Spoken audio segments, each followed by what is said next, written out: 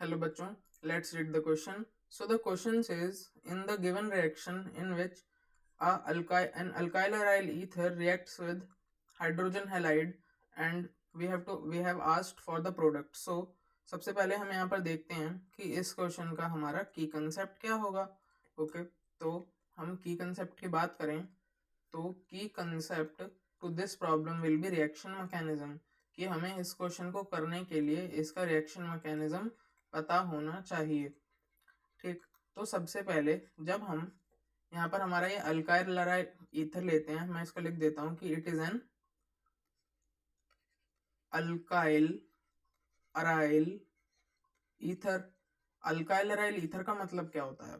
Alkyl aryl ether का मतलब होता है कि उसमें एक अल्काइल पार्ट हो और एक अराइल पार्ट हो.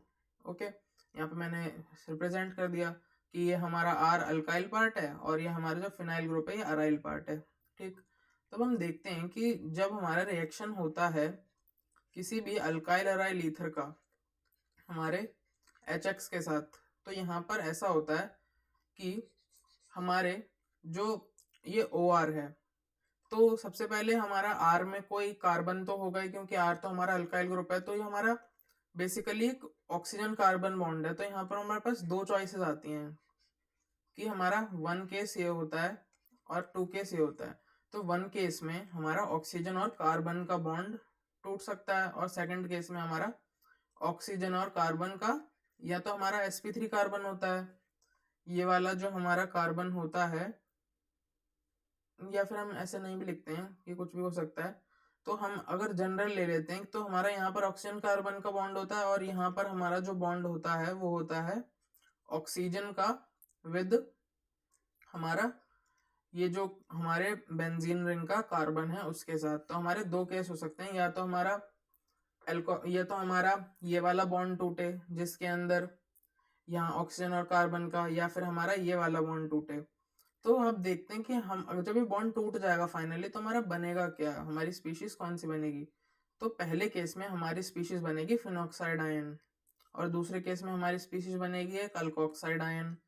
तो ये जो हमारा फिनॉक्साइड आयन बना है, हमें इसकी हिस्ट्री पता है कि फिनॉक्साइड आयन जो होता है ये हमारा रेजोनेंस से स्टेबलाइज्ड होता है.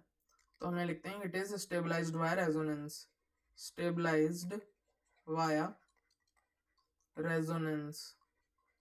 तो ये हमारा रेजोनेंस से स्टेबलाइज्ड होता है. और वहीं हम बात करें हमारे अल्कोक्साइड की, तो ये तो किसी रेजोनेंस से स्टेबलाइज्ड नहीं है, तो ये हमारा अनस्टेबल होता है. It is not that stable, not stable, या फिर हम सिंपली लिख सकते हैं कि स्टेबल होता ही नहीं है. तो इसके सामने फिनॉक्साइड के सामने अल्कोक्साइड तो कुछ है ही नहीं स्टेबिलिटी में. तो इसीलिए इस रिएक्शन में हमारा फिनॉक्साइड आयन बनता है. और जब ये हमारा फिनॉक्साइड आयन बन जाता है तो हमारा फिनॉक्साइड आयन बन गया.